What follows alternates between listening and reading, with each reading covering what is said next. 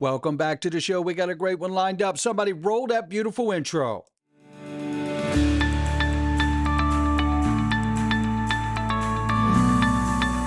Digital Perspectives with Brad Kimes. Come on in.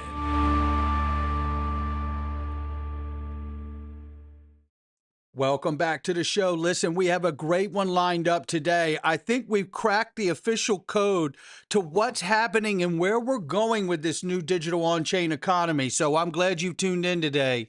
Right now, $3.83 trillion market cap for crypto. Look at this. The market is off 7.1%. Ooh, yeah. I know a lot of you are scared this morning. What's happening to my portfolio? You know, I can tell you what's happening in mine. Mine just got bigger because I went and bought the dip. If you're scared, say you're scared. This ain't the place for you. That's all I can tell you. I bought the hell out of that dip this morning. Don't tell Mrs. Backup. Look, this is real. I'm not making it up in this house. Don't let her hear me now. 291 is the bottom range for XRP, and 313 is the top range for XRP in the last 24 hours. We're sitting at $3 smack on the nose here. We will keep an eye on it as we move forward. Again, I think I have a great video lined up for you today to really help people understand exactly why we are moving to a digital on-chain economy and exactly why there's no choice in the matter. Before we get started, it's Caleb and Brown, ladies and gentlemen. Listen here, you can simply go to XRPwealth589.com and sign up for your free account today. DAI and myself have come together to make this happen for you.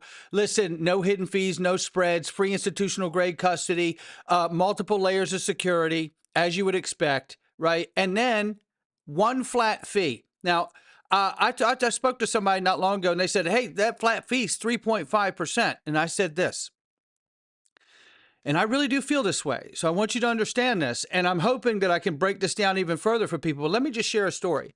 Somebody said, well, that 3.5% flat fee feels high to me. Does it?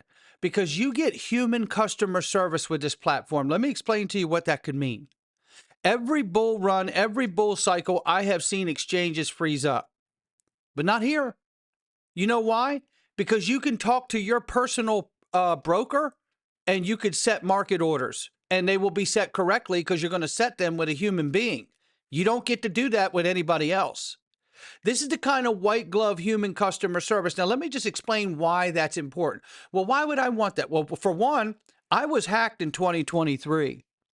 And let me tell you, you can also put special restrictions on your personal account when you're speaking to your representative.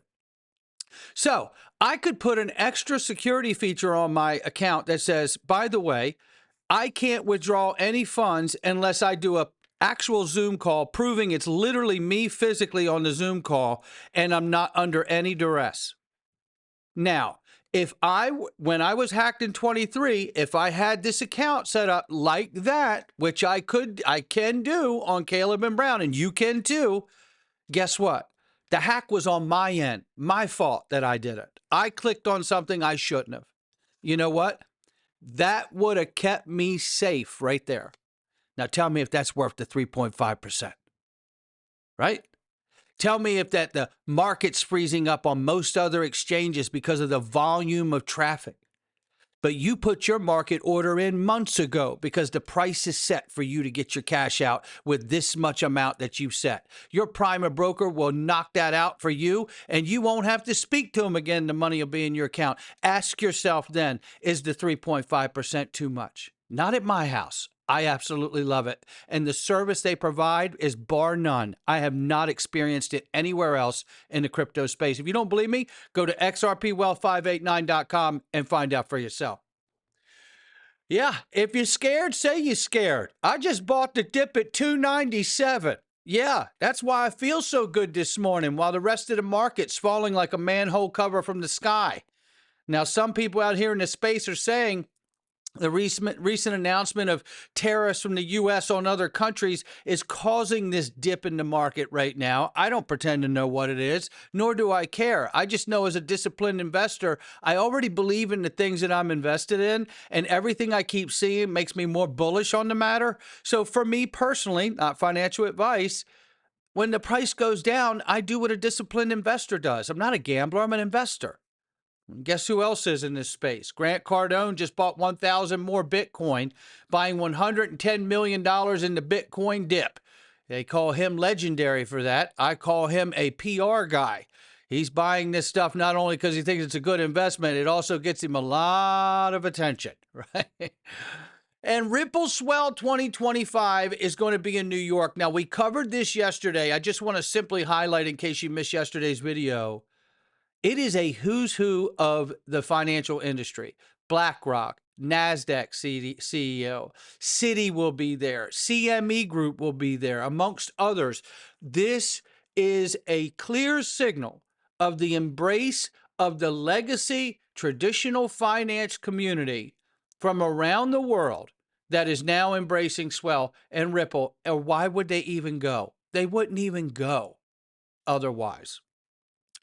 And here's why they're going, at least at my house. Robinhood CEO Vlad Tenev says tokenization is the foundation of the new financial system. He's absolutely correct, and I know that you know that. But let me just walk through what it really looks like, at least for me. One, we saw the crypto report released, and we know that on page 28, Ripple's listed in there along with a slew of other companies that will help shape this new digital on-chain economy. We also know that they were referenced in an article, as an article was referenced for the work that was done in the report of Ripple and Brad Garlinghouse's interview. We know Ondo Finance was referenced and supported inside of the whitehouse.gov report as well. We know Ondo, among other things with tokenization, is currently tokenizing the debt of the United States, which means they're tokenizing U.S. bonds and putting them on the XRP ledger. I'm sure it's nothing. And at the same time that that's going on, the fight at the Federal Reserve to get the interest rates cut, so that way President Trump can refinance the short-term debt that the previous administration has put us under. And it will need to be refinanced, I think, by the end of this 25, 26, something like that.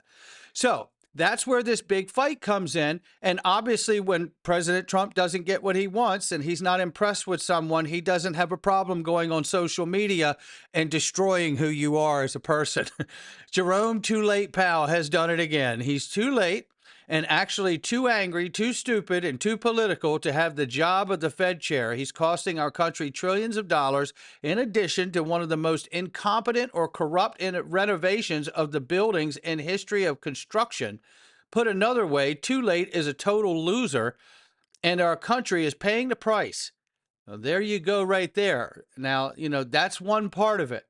Now, I have said, and we know that U.S. Treasury Secretary Scott Bessent has said that Fed Chair Jerome Powell's replacement is probably coming within the next few months, and they're putting together a very good list of candidates. So the seat is coming open, whether it's Jerome's natural rollout of the seat or whether they push it so hard that he resigns or they find a way to get rid of him. One or the other, it's coming.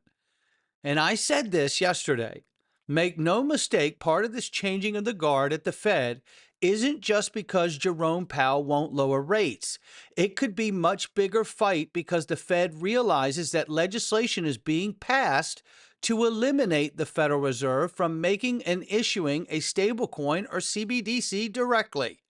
What this really means is the Fed realize they are being shut out of the new digital on-chain economy, leaving one question: who will be the Fed 2.0 of the new digital on-chain economy?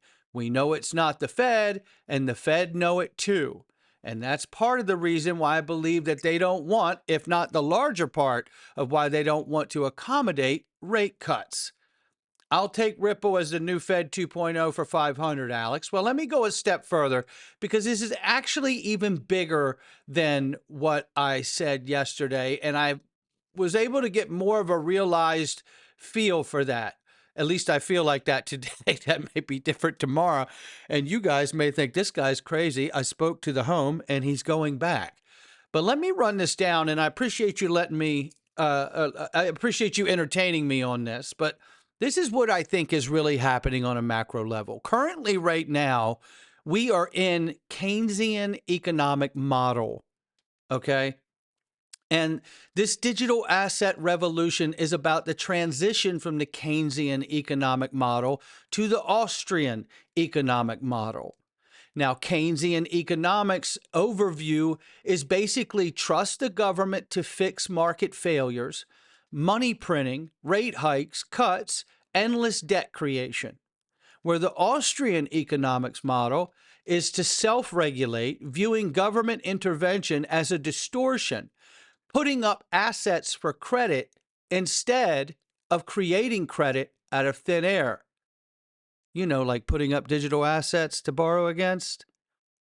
This entire shift to a new digital on-chain economy is based on the transition from the current Keynesian economics that we're in today to Austrian economic model. People in the future will have to put assets up to get loans.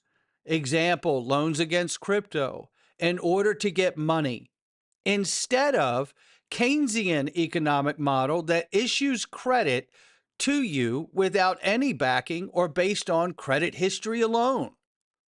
Well, the same goes for the Federal Reserve, institutions, and other fiat currencies around the world that aren't backed by anything other than the promise to print more. This transition requires all fiat currency to be backed one to one with physical reserves in order to participate in the new digital on-chain economy with stablecoins or CBDCs. In other words, as you see below, the Fed here becomes the custodian, basically, the one who has the reserves at the master account, right?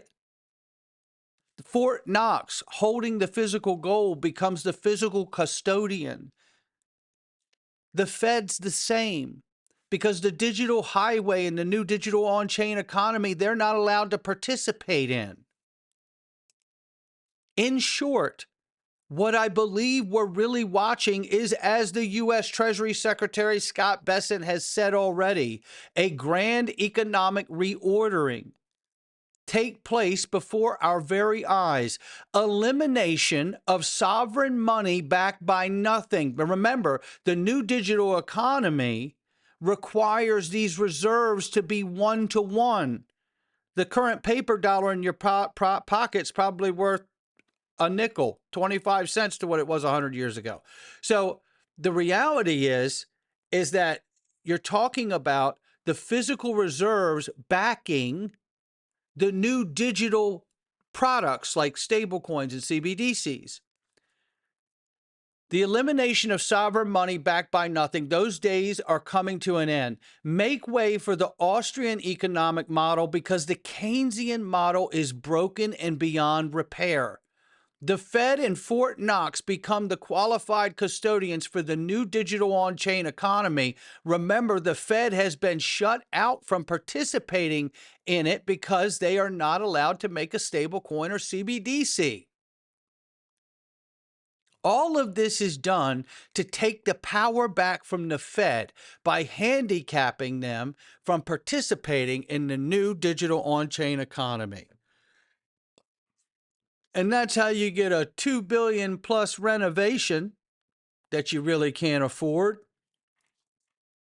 and a Fed chair that doesn't want to cooperate by cutting interest rates because it favors your plan, because your plan doesn't involve the Federal Reserve in the new monetary system, at least not in its current form. Now, here's something here. Shout out to Michael Branch for bringing this one back out. Jim Rickards back in 2018 answered digital nomad investor, and I hope he's doing well wherever he is. He used to live in Thailand. He asked Jim Rickards, the economist, Goldbug. He says, thanks for reply, Jim. The company Ripple is working with 40 plus central banks, and they are on an IMF task force. So people are saying digital asset will be XRP that Ripple uses, that will be coupled with the SDR for global liquidity, right? Is basically what's going on about it. I remember when this happened. Jim Rickards came in and said, when in response to him saying people are saying, he said, people are saying is not my idea of a reliable source. That said, even the IMF needs developers, and I'm sure Ripple has some good ones. That doesn't mean XRP will be a reserve asset. More likely, it's an electronic or digital SDR. How about that? Isn't that interesting? We can't rule out the IMF either. Although I've always believed that, I don't see the IMF getting the lion's share of the escrow unless the United States still has control over it from that position. Now, here is a quick clip of what is coming, and this is an IMF discussion, and it is talking about DBS and Standard Chartered and many Citi and many other Ripple partners. Listen. And what you're doing is we're putting together a process framework, a governance framework for banks to tokenize their asset on this network. For example, you can tokenize from money market fund to bonds, to equities, to deposits, and put that representation on the network and allow it to move between two parties. Today in Singapore, almost close to a dozen banks are already productionalizing their asset on the network. Standard Chartered Bank just announced, I think a few months back, they're tokenizing their trade receivables. UBS is tokenizing their money market fund. JPM is tokenizing their deposits. So you can see that switch is happening already. And it is happening already, and it's super exciting. And this switch is a switch they cannot run away from. This is a transformation, not a change. There is no going back. This is where the world is going. Listen to Evan Schwartz break this down. You're going to love it. There are too many markets for market makers to serve every possible combination of currency pairs. You saw that chart with 1,000 lines going across. The number of combinations goes up exponentially as you add each individual gateway. And so one thing that kind of happens, and this is the same thing that happens in Bitcoin, is that people tend to create markets with XRP and then with XRP to the destination currency. And also in traditional Forex, that's how it works. Like if you want to convert Swiss francs to Thai baht, you don't, there's no direct market for that. You convert them to dollars or euros or one of the major currencies, and then you convert them on. And that kind of gets rid of this problem where you have to capitalize a huge amount of currency markets and actively trade on all of them. And that's really the problem we're solving here, as well as the Keynesian versus Austrian economic models. The Keynesian model of print money and debt creation is at a place of bust. Why? Because it's at the doorstep of the central banks themselves this time. And there is no real estate default swap crisis that they can print their way out of. The problem now is at the doorstep of the central banks themselves. And right now, Egg Rag Crypto says XRP dominance still in the most bullish formation when just looking here at market cap XRP dominance, looking for a breakout from this bullish pennant that could give us a 21 to 27% breakout for market cap dominance. And maybe that could take us, as he's talked to us about yesterday, the $11 to $22 range. But we just need to get past this window of time right now. Remember, we have quite a few things. 17 to 20 ETFs waiting for approval. The case to finally be dropped between the SEC and Ripple. The banking license that Ripple is applying for and the Federal Reserve master account. We're also waiting for the Clarity Act to be passed and signed into law. All of these things sit in front of us in a very, very short window between now and early November. That's not a lot of time from now. And after that, if all of these things are effectively handled and done in the way we need to see them, well, what will the markets look like then? Not financial advice from me or anyone else. I think they're going to start looking more like an Austrian model. We're going into the Freedom Zone. I hope you will join us, ladies and gentlemen. And I'm going to share something with you today that you're going to absolutely love. And I will have the entire thing there. If you didn't know how banks and central banks really work, oh, I've got the definitive piece of information for you to see. I hope you will join us. Not financial advice from me or anyone else. Come on in.